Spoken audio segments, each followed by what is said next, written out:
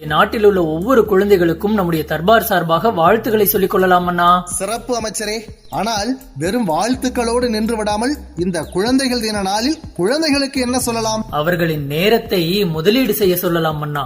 என்ன அமைச்சரே, ஏதோ பங்கு சந்தையில் முதலீடு செய்ய சொல்லலாம் என்பதை போல சொல்லிக் கொண்டிருக்கிறீர்கள். நேரம் என்பது பொன்னை விட விலை மதிப்பு உடையது. குழந்தைகளுக்கும் இளைஞர்களுக்கும், ஏன் நம்மை போன்ற வளர்ந்த குழந்தைகளுக்கும் கூட நேரத்தை முதலீடு செய்வது தொடர்பான விழிப்புணர்வு தேவை. அப்படியா? என்ன அமைச்சரே சொல்லுகிறீர்கள்? மன்னா, கடந்து போன நொடிகளை மீண்டும் பெற முடியாது.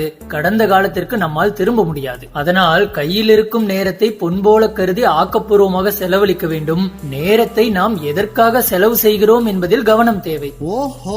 இப்போது நாம் தர்பாரில் பேசிக் கொண்டிருக்கிறோம். நம்முடைய மக்கள், குழந்தைகள் எல்லாம் கேட்டுக்கொண்டிருக்கிறார்கள். இது அவர்களுக்கு நேர செலவா அல்லது நேரத்தின் முதலீடா? என்ன அமைச்சரே இப்படி கேட்டுவிட்டீர்கள்? நம் தர்பார் மட்டுமல்ல, வானொலியின் ஒவ்வொரு நிகழ்ச்சியுமே நேரத்தை பயனுள்ளதாக மாற்றக்கூடியதுதானே. அதைத்தான் நேர முதலீடு என்று சொல்கிறார்கள் மன்னா.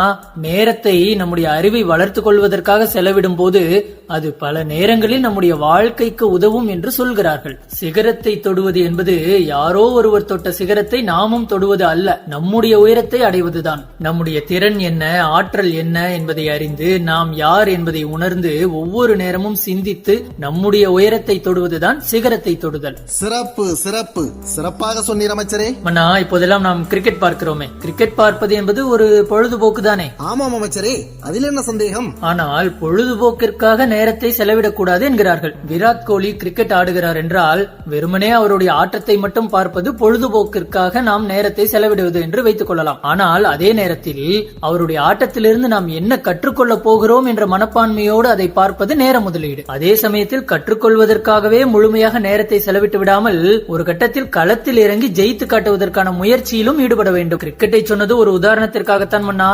இது எல்லா துறைகளை சார்ந்தவர்களுக்கும் பொருந்தும். மொத்தத்தில் நேரத்தை எப்படி எதற்காக செலவு செய்ய வேண்டுமோ அதற்காக செலவு செய்ய வேண்டும். நேரத்தை நம்முடைய பொறுப்பறிந்து முதலீடு செய்ய வேண்டும். அவ்வளவுதான் மன்னா. ஆஹா, அருமை அருமை அமைச்சரே. இன்றைய சூழ்நிலையில் பெரும்பான்மையான குழந்தைகள் ஆண்ட்ராய்டு போனிலும் அதில் கேம் விளையாடுவதிலும் தான் நேரத்தை செலவிட்டுக் கொண்டிருக்கிறார்கள் என்பதை குறிப்பறிந்து இன்றைய குழந்தைகள் தினத்தில் நேரத்தை செலவிடுவது பற்றி பேசியிருக்கிறீர்கள். சிறப்பு அமைச்சரே.